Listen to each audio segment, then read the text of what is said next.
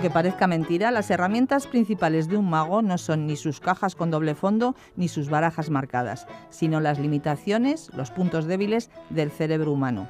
Los buenos magos son verdaderos artistas de la manipulación de la atención, la percepción o la consciencia. Psicólogos y neurocientíficos están empezando a interesarse por los conocimientos que ha logrado acumular esta ciencia intuitiva milenaria que es la magia. Un interés que comparte hoy con nosotros en Sin Distancias el profesor de la Facultad de Psicología de la UNED, Pedro Raúl Montoro.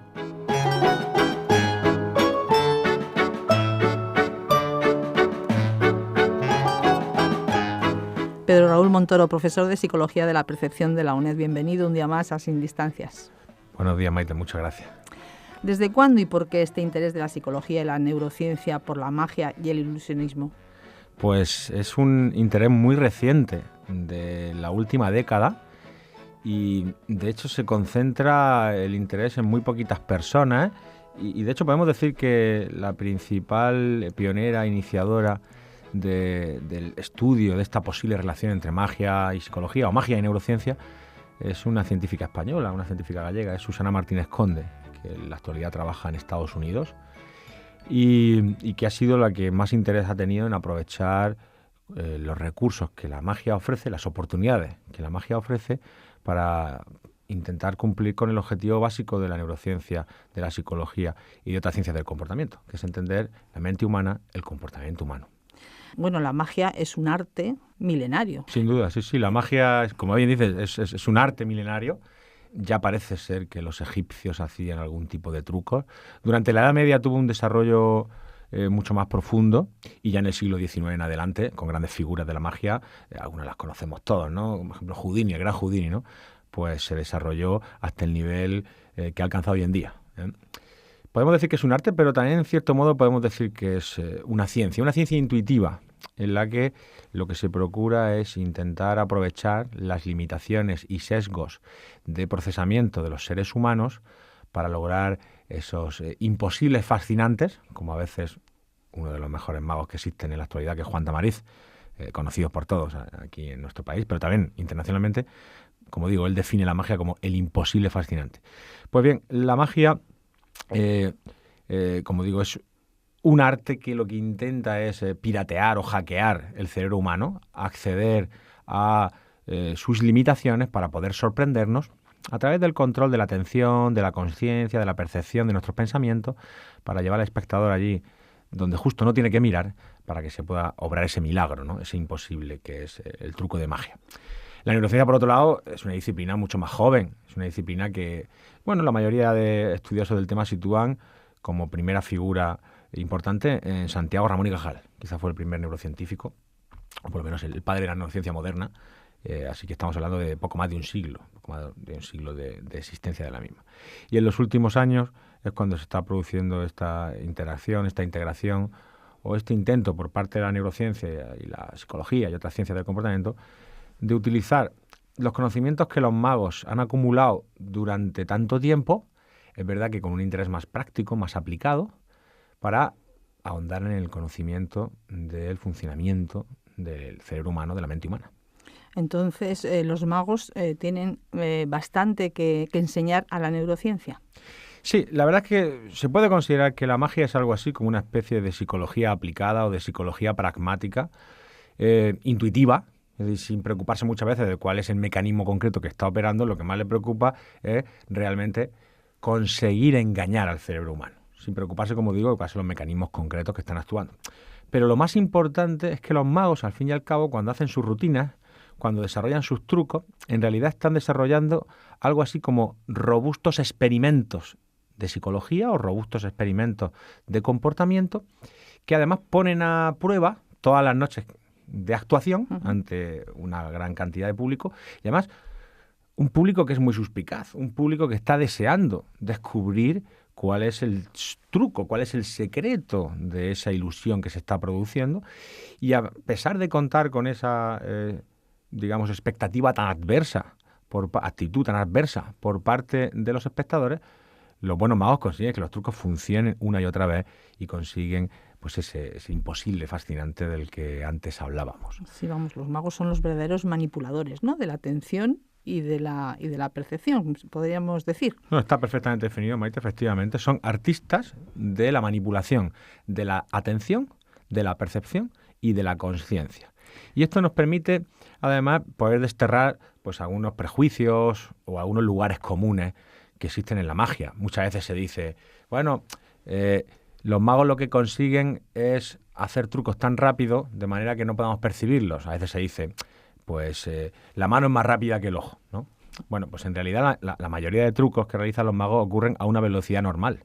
En realidad lo que están manipulando es dónde nosotros dirigimos la atención, a qué estamos atendiendo, qué estamos procesando, qué expectativas tenemos para entonces lograr que no descubramos cuál es el método. Porque no tiene nada que ver con la rapidez de los trucos que realizan. Hombre, sin duda, y eso es lo que se llama la predigitación, ¿no? Un buen manejo de algunos de los elementos que utilizan los magos, por ejemplo, las cartas o monedas. Hay auténticos expertos en cartomagia o en magia con monedas.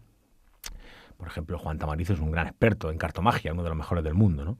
Hay otros que son expertos en otro tipo de elementos, como digo, dados, monedas. Sin duda es necesaria una gran destreza digital, una gran destreza manual, pero la gran herramienta, la que mayor resultado le da, es manipular la atención, manipular la percepción, manipular el pensamiento de la persona que tiene al otro lado. Por eso hay muchos autores, y a mí me gusta utilizar esa frase. Yo creo que los magos son algo así como piratas o hackers del cerebro humano o de la mente humana, ¿no? Quizá la mejor forma de poder definirlo. Y por esta razón es por la que funcionan también los trucos y nos fascinan a todos. Cuando estamos viendo un espectáculo de magia parece que está pasando lo imposible y realmente lo que pasa es no pasa lo que pensamos que está pasando. Efectivamente. Es una ilusión, vamos. Sí, se parece mucho a una ilusión perceptiva de la que estudiamos los psicólogos en el laboratorio. Es decir, hay un proceso por el cual nuestro cerebro no está percibiendo con la precisión adecuada un estímulo, a pesar de que sabemos de que eso está ocurriendo, no podemos dejar de percibir esa ilusión. Y los magos consiguen lo mismo. Consiguen métodos muy robustos porque aprovechan las limitaciones y sesgos que son comunes, que son universales a la inmensa mayoría de seres humanos. Por eso funcionan en todas las culturas y prácticamente en todas las edades. O sea, que estamos hablando de que explotan, hacen uso de las limitaciones bien conocidas y propias, bien enraizadas del ser humano. Bueno, lo que nos enseña es que no nos podemos fiar mucho de lo que vemos, ¿no? Bueno, sí, hemos hablado alguna vez aquí, ¿no?, en estos micrófonos sobre las ilusiones perceptivas. Bueno, como bien sabes, a mí me gusta denominarlas no tanto un error de nuestro cerebro, sino una solución imperfecta del mismo. Es decir, aquellos mecanismos que el cerebro utiliza habitualmente para percibir con mucho éxito el mundo que nos rodea, a pesar de lo difícil que es, a pesar de lo cambiante que es, pues en ocasiones, ante estímulos que han sido desarrollados por psicólogos o con artistas con un poco de mala leche, que lo que intentan es explotar esas limitaciones o ese exceso de aplicación de ciertas reglas, pues provoca esa fascinación que también sentimos cuando percibimos una ilusión visual, ¿no? Una ilusión visual perceptiva de cualquier modalidad, ¿no? Bueno, Pedro, si te parece, vamos a ir un poco a lo concreto y para ver qué herramientas tiene un mago, qué métodos de manipulación psicológica introducen los magos en sus métodos de trabajo, en su rutina, en sus espectáculos. Sí, en general podríamos decir que la principal herramienta de un mago son las limitaciones de nuestro cerebro humano. Esa es la principal herramienta, ¿no? Por lo menos es el objeto que se proponen manipular, que proponen controlar a su forma y manera para conseguir su objetivo, ¿no? Quizás antes de pasar a hablar de algunas de las herramientas, conviene entender bien cuál es el procedimiento de un truco de magia. Tenemos que diferenciar bien entre el método de un truco y el efecto del mismo. El método es el procedimiento que el mago utiliza para generar un efecto. El efecto es lo que nosotros percibimos y que nos parece imposible que haya podido ocurrir. Así que básicamente un truco en líneas generales consiste en que el mago esconde el método, evita que le prestemos atención o evita que nos hagamos conscientes de él, para generar un efecto que es realmente lo que a nosotros nos fascina. Un buen mago lo que consigue es evitar que el método sea descubierto y que los espectadores disfruten del efecto. Esas serían las dos partes que lo componen. ¿Y cuáles son algunas de las herramientas de carácter psicológico que utilizan los magos? Pues sin lugar a dudas la más importante es la desviación atencional, lo que los anglosajones llaman la misdirection. Es decir, los magos logran dividir la atención, orientar la atención al lugar donde no deberíamos mirar, porque es ahí donde no está ocurriendo el método. Se nos está ocultando. ¿Cómo consiguen eso? Bueno, pues se puede conseguir a través de procedimientos de orientación atencional que los psicólogos llamamos exógena o automática. Es decir, presentando estímulos que sean llamativos, que sean nuevos, que capturen inmediatamente la atención. Pues, por ejemplo, si alguien va por la calle y de pronto ve un destello muy fuerte, eso capturará inmediatamente su atención. O escucha un ruido muy fuerte a su espalda y orientaremos nuestra cabeza hacia allá a ver qué ha ocurrido, ¿no? Bueno, los magos utilizan mucho de ese tipo de estímulos. Muchas veces utilizan varitas mágicas que ondean delante del sujeto. A veces aparece un conejo por aquí, una paloma para allá, un pañuelo muy llamativo. Son estímulos físicos que inmediatamente capturan la atención. Es una forma más o menos sencilla de poder lograrlo. Utilizan, por supuesto, formas más complejas. Utilizan también manipulación u orientación endógena, voluntaria de la atención. Es decir, nos generan expectativas para que miremos donde ellos quieren que miramos. Y una forma de conseguirlo es a través de la orientación de su propia mirada. Los magos dirigen su mirada al lugar donde quieren que nosotros dirijamos la nuestra. Y esto ocurre también en las relaciones sociales en el mundo natural. Los ojos de las otras personas son estímulos muy informativos para nosotros. De hecho, se sabe que desde muy pequeñito, desde que somos bebés, ya somos sensibles al movimiento de la cabeza, inicialmente, y posteriormente al movimiento de los ojos de nuestros cuidadores, de manera que solemos mirar allí donde miran otras personas. Y yo siempre, cuando explico esto en clase, les recomiendo a mis alumnos que hagan un experimento muy sencillo, que un día se paren en la calle y se pongan a mirar hacia arriba, de alto un edificio, y verán como después de 5 o 10 minutos habrá un montón de gente alrededor mirando hacia arriba a ver qué está ocurriendo ahí, ¿no? Así que donde un mago dirige su mirada es habitualmente donde nosotros también la estamos dirigiendo. Es probable que justo en el lado contrario él esté realizando ahí su método y que no estemos percibiéndolo, ¿no? Esa es una de las formas de poder desviar la atención a través de lo que se llama la orientación social de la mirada. ¿Qué otros trucos, o mejor dicho, herramientas utilizan? Pues una es muy importante, que además enseguida encontraremos ejemplos en nuestra cabeza de magos que la utilizan. La locuacidad, la verborrea. Un mago nunca para de hablar.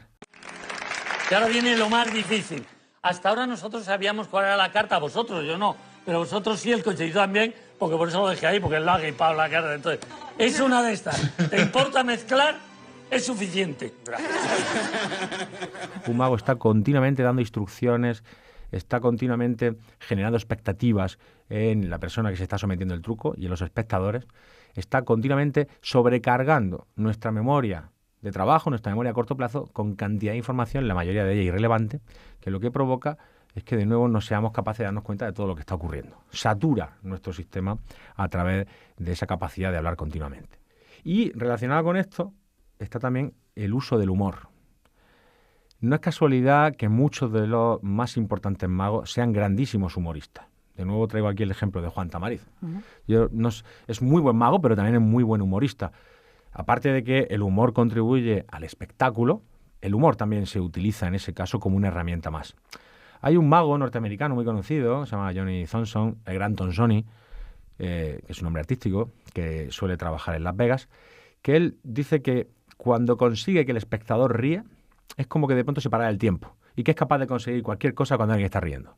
Así que es uno de esos momentos en los que uno se relaja, en los que disfruta de la broma y justo ahí, probablemente donde te la estén colando. Baja la tensión, ¿no? Baja la tensión, efectivamente, y justo el momento distrae el más adecuado para poder llevar a cabo el truco, ¿no? De esa manera. Y otro truco también, Pedro, quizá es hacer como si el truco no hubiera fallado, ¿no? Ese también es otro truco del truco. Efectivamente, muy bien traído, efectivamente. Es lo que se llama el falso efecto. Falso efecto es que, bueno, vamos a partir, de hecho, de un procedimiento incluso anterior a este, que es el suspense sobre cuál es el efecto. Muchos magos realmente empiezan a hacer el truco, pero no sabemos cuál es el efecto que quieren conseguir, porque no lo declaran desde el principio. Sabemos que nos han hecho elegir alguna carta o nos han hecho memorizar cierto número, pero no nos desvelan cuál es el efecto que quieren conseguir. Con lo cual, somos desconocedores de qué es lo que está ocurriendo y dónde tenemos que mirar, porque no sabemos cuál es el efecto. ¿Cómo vamos entonces a preocuparnos del método, ¿no? Y entonces, esa es una forma también de desviar la atención. No sabemos qué hacer, dispersamos la atención. Como hemos tratado también aquí en muchos programas de radio, pues estamos muy limitados en las cosas a las que podemos atender conscientemente, muy limitados, ¿vale? Y cuando atendemos además a una cosa en concreto, solemos inhibir el resto, ¿eh? Así que son las dos caras de la misma moneda, ¿no? Focalizar la atención y en lo relevante, inhibir lo irrelevante.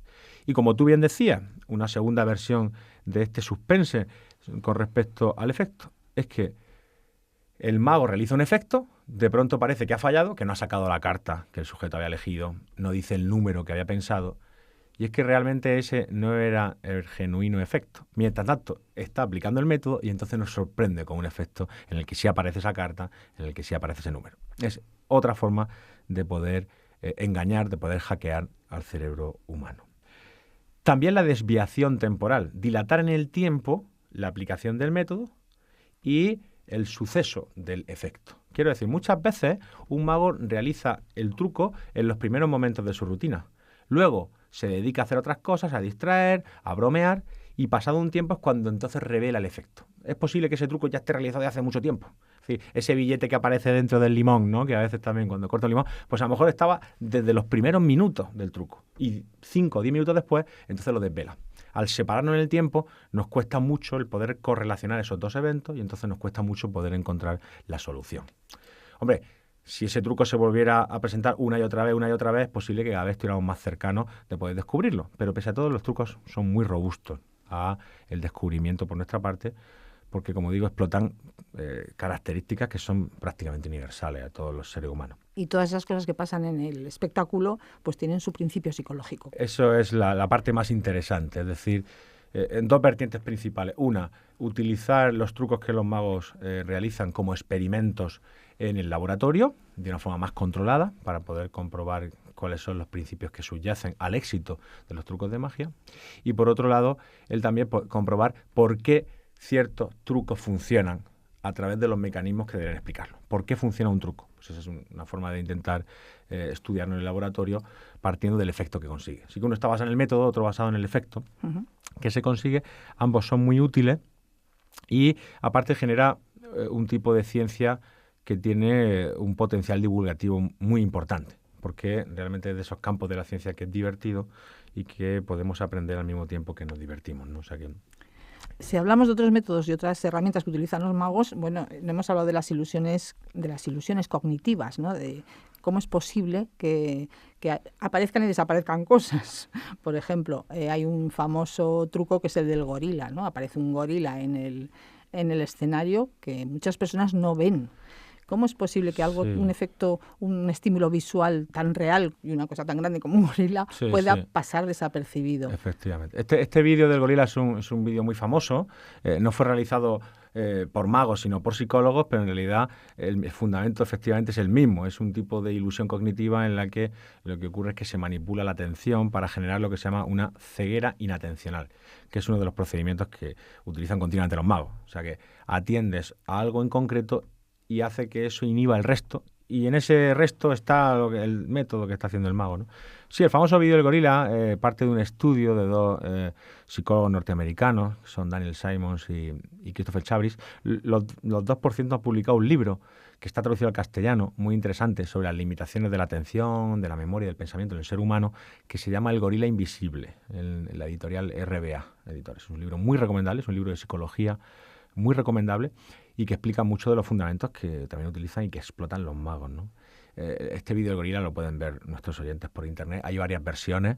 El hecho de que le hayamos dicho que sale un gorila tampoco es demasiado preocupante, porque hay algunas versiones en las que ocurren otras cosas. O sea que, bueno, dejamos al oyente con la capacidad de poder disfrutar también de eso. Eso es lo que se llama, como digo, ceguera inatencional. Es algo que los magos utilizan continuamente. Hay otros fenómenos parecidos que también se estudian en el laboratorio de psicología. Por ejemplo, la ceguera al cambio, el chain blindness, en la que se presentan dos fotografías, habitualmente se presentan dos fotografías con un pequeño intervalo de tiempo entre ambos, una pantalla en blanco entre ambos, y se cambia, aparece y desaparece un objeto de esa fotografía, un objeto que habitualmente es un objeto importante, que si pudiéramos comparar las dos fotografías directamente, sin ese intervalo de tiempo, lo descubriríamos sin ningún problema, pero el hecho de que se meta un pequeño intervalo hace que sea muy complicado descubrir el cambio que está sucediendo. Los magos hacen uso también de ese tipo de ceguera al cambio, realizando movimientos con sus manos, haciendo que aparezcan y desaparezcan cosas de una forma en la que no nos damos cuenta porque nuestra atención no ha estado localizada, no sabía dónde tenía que mirar, por otro lado, y de esa forma logran que nos pase desapercibido. Pedro, también hay magos que se dedican en su espectáculo a quitar las carteras o los relojes o, vamos, a desplumar a la audiencia. Sí, efectivamente. Y son un muy buen ejemplo del uso de las técnicas de modificación, de modulación atencional en sus víctimas. Efectivamente, hay una disciplina de la magia que son los carteristas buenos. No son los que en el metro o en el autobús nos quitan la cartera, aunque sus procedimientos son los mismos, ¿no? Y que consiguen desvalijar completamente y quitarle delante de sus narices cantidad de objetos al espectador, a la víctima, ¿no?, que sube al escenario, y utilizan para ello muchas técnicas de desviación atencional, sobre todo en el ámbito de la percepción del tacto, de la percepción áptica. Es decir, que ellos están continuamente tocando partes del cuerpo para desviar la atención y de esa manera que no prestemos atención al lugar donde nos están quitando el reloj, donde nos están quitando la corbata, el cinturón, nos están quitando la cartera. Todo esto son las cosas que suelen quitar a una persona cuando está en el escenario. Además, utilizan ellos una técnica que también está fundamentada en un proceso perceptivo, sensorial, que es el fenómeno de la posimagen. En cualquier modalidad sensorial, cuando se nos presenta un estímulo intenso, tenemos luego un efecto rebote en el que hay una posimagen que se mantiene durante cierto tiempo. En el ámbito de la visión, en el ámbito de la audición, en el ámbito también del tacto. Entonces, una de las cosas que suelen utilizar es que presionan con fuerza, por ejemplo, donde tenemos el reloj, ¿no?, si es el reloj el que nos quieren desprender de él, presionan con fuerza la zona donde está el reloj, de manera que genera a continuación una posimagen, nos quitan el reloj, pero seguimos sintiendo que el reloj está ahí por la presión que ellos han operado sobre la muñeca. Seguimos sintiendo que tenemos presión por esa posimagen, pero el reloj ya ha desaparecido. De manera que a continuación distraen hacia otro lado y entonces no recordamos no nos damos cuenta ni recordamos que nos hayan quitado el reloj y nos daremos cuenta demasiado tarde, claro. También están continuamente desviando la atención, la mirada de la persona a cualquier otro lugar para que no perciba que le están quitando algo, que le están sustrayendo algo.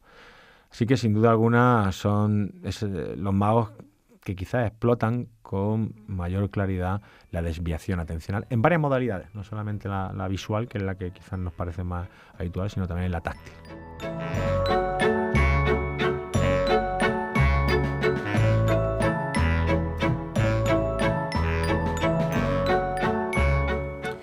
En Sin Distancias nos acompaña Pedro Raúl Montoro, profesor de Psicología de la Percepción de la UNED, y con él estamos hablando de las estrechas y curiosas relaciones entre magia, psicología y neurociencia. Entonces, Pedro, por lo que venimos hablando hasta ahora, ¿en qué se parece el trabajo de un mago y de un psicólogo del comportamiento?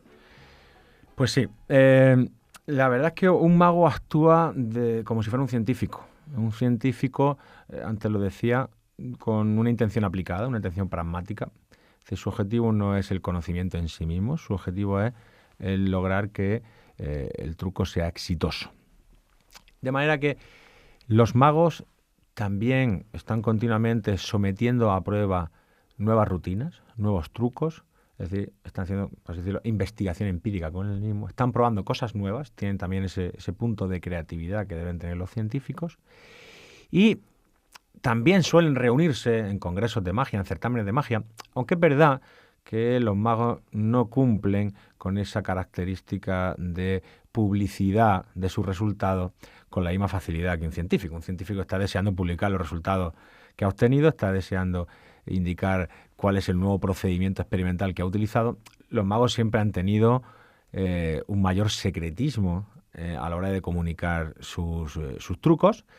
No tienen tampoco publicaciones en las que estén informando de cuáles son los trucos que están desarrollando. Sin embargo, sí hay, como digo, congresos, certámenes, hay escuelas de magia, ¿no?, en las que pues muchas veces comparten esos trucos. Quizás esa es la parte en que más se diferencia de un científico, la parte de publicidad de los métodos, de resultados que obtienen. Pero sí funcionan como un científico intuitivo y cada vez que están realizando un truco delante de la audiencia están sometiéndose a un experimento nuevo. Y están recabando datos de si funciona o no funciona, si hay formas de mejorarlo. Y están continuamente pensando en nuevas formas de poder engañar al cerebro humano. Esa quizás es la mayor cercanía que existe entre estas dos disciplinas. Ahora mismo hay varios magos que están colaborando con investigadores, con Susana Martínez Conde, como antes decía, que quizás es la pionera, la principal estandarte, ¿no?, de este híbrido, ¿no?, de esta disciplina que ella llama la neuromagia. Le pone ese nombre, neuromagia. Ella es neurocientífica, podemos decir también psicomagia, bueno, digamos que psicología de la magia o neurociencia de la magia, y está trabajando con algunos de esos magos para intentar ver cuáles son los procesos que hoy utilizan, los métodos que utilizan, y luego realizar experimentos para intentar encontrar los fundamentos cerebrales que lo explican. ¿De acuerdo? Me viene a la cabeza otra de las herramientas que suele utilizar un mago. que suele ser el utilizar movimientos grandes para ocultar movimientos pequeños. A veces se dice en magia que un movimiento grande, por ejemplo, si mueves la mano así de manera muy ostensible, oculta otro movimiento más pequeñito y probablemente más lento, pero más pequeñito, de menor recorrido, que está realizando con la otra mano. Pues bien, eso es, por ejemplo, una de las cosas que ha investigado Susana Martínez Conde. En el laboratorio ha presentado estímulos que se movían de manera más ostensible y otros de manera no tan ostensible, con menor recorrido, y comprobaba cómo el movimiento grande capturaba la atención con mayor facilidad. Así que ya con estímulos controlados, pero el fundamento es el mismo, ¿no? Basado en ese conocimiento intuitivo, esa regla. Lo grande oculta lo pequeño, que al fin y al cabo no nos dice nada sobre el funcionamiento cerebral, está en un nivel superior, digamos, en un nivel no tan neuronal o no tan cerebral, luego lleva al laboratorio con los controles adecuados para que pueda ser manejado. Es una de las cosas, por ejemplo, que ha investigado Susana Martínez Conde en este campo. ¿Y qué otras vías de comunicación existen o han existido entre la magia y la ciencia? Esto es interesante porque, y aquí también en estos micrófonos alguna vez hemos hablado de esto, ¿no? Hay algunos magos que lo que han pretendido o el interés que han tenido ha sido el desenmascarar a otras personas que, haciendo uso de trucos de magia, pretendían simular que disponían de poderes paranormales. Y quizás el máximo exponente de ese tipo de magos buenos, ¿no? Que quieren desenmascarar a los charlatanes, a los supercheros, ¿no? Es James Randi, el asombroso Randi, que en los años 70, pues entre otras cosas, se dedicó a desenmascarar a Uri Geller, a demostrar que Uri Geller, el famoso mentalista israelí que tanta fascinación causó en muchos países y que tanta fascinación causó aquí en España, y a José María Íñigo doblando cucharas, parando relojes y todo aquello, pues James Randi, y tiene varias publicaciones sobre este tema, pues demostró que lo que hacía Uri Geller eran trucos de magia, meros trucos de magia, bien hechos, tampoco nada extraordinario, pero que él hacía pasar como que eran manifestaciones de poderes paranormales y que además él decía que le habían dotado de ellos los extraterrestres o algo así. Y se lucraba con ello, ¿no? O sea, haciéndose... Pues es una de las formas en que los magos han actuado. Quizás los magos son los profesionales mejor preparados para desenmascarar a personas que pretenden simular fenómenos parapsicológicos o fenómenos paranormales, más incluso que un científico. Un científico no está tan preparado para conocer ese tipo de trucos porque no es un profesional en el manejo de la atención, en el engaño. Un mago sí lo es, así que los magos quizás son los más adecuados para poder actuar de esa manera. Ya el gran Houdini también tenía ese interés, era un gran escéptico y entonces él tenía mucha dedicación a intentar desmontar los trucos de aquellos que querían simular que eran algo así como seres paranormales con poderes, ¿no? Muy bien. Otra de las vías, perdona Maite, en las que hay relación entre la magia y la psicología es que tenemos algunos ilustres psicólogos y magos. Es decir, que son las dos cosas, han estudiado psicología, han estudiado magia y la verdad es que además tiene una actividad divulgativa muy importante. Uno de ellos es quizás el más conocido, Richard Wiseman. Además está colaborando con un programa de televisión ahora, con El Hormiguero. Richard Wiseman es mago, es psicólogo, trabaja en la Universidad de Hertfordshire en Inglaterra. Tiene un blog que yo recomiendo encarecidamente que la gente lo siga o que se suscriba o que lo siga con frecuencia. Si ponen Richard Wiseman blog lo van a encontrar fácilmente por internet. Es una auténtica maravilla porque ahí recopila no solamente trucos de magia, sino ilusiones visuales, fenómenos de este tipo, de la ceguera inatencional o ceguera al cambio, de ese tipo de fenómenos psicológicos que nos fascinan, ¿no? Así que es un repositorio muy completo de este tipo de cosas. Y otro mago, no tan conocido, pero también importante, que está investigando en psicología, es también investigado en psicología, es Gustav Kuhn, en la Universidad Goldsmith, también cerca de Londres, en Inglaterra, y que tiene una página web en la que aparecen muchos de los trucos que él utiliza para luego hacer experimentos. Y por último, Pedro, ¿existe algún título académico de neuromagia o todavía es demasiado pronto? No existe todavía estudios en neuromagia ni nada parecido, al fin y al cabo es una disciplina de investigación, también con un interés divulgativo muy importante. Lo que sí puedo recomendarle a nuestros oyentes es un libro, un manual de referencia que además ha sido recientemente traducido al castellano, que se llama Los engaños de la mente y que está escrito, como no podía ser de otra manera, por Susana Martínez Conde y también por Stephen Macknick, que es también un investigador que colabora con ella, y también su marido, y que está en Editorial Destino. Este libro es un excelente compendio sobre la neuromagia y incluso hay ocasiones en las que desvelan el secreto de algunos trucos. Tiene algunos spoilers por supuesto, siempre lo avisan, diciendo, atención, aquí hay un spoiler, vamos a desvelar un truco, porque a veces es necesario, ¿no?, para poder continuar el discurso. Es una maravilla de libro. Y también podrán encontrar muchas entrevistas que se le han realizado a Susana Martínez Conde en televisión y en radio, entre ellos en un programa de redes de Eduard Punset dedicado a Susana Martínez Conde y a Stephen Manning. Pues nos quedamos con este nombre y con este libro que acabas de comentar. Vamos a repetir el título. Los engaños de la mente, en Editorial Destino. Muchas gracias, Pedro Raúl Montoro, profesor de Psicología de la Percepción de la UNED. Muchas gracias y encantado de estar aquí.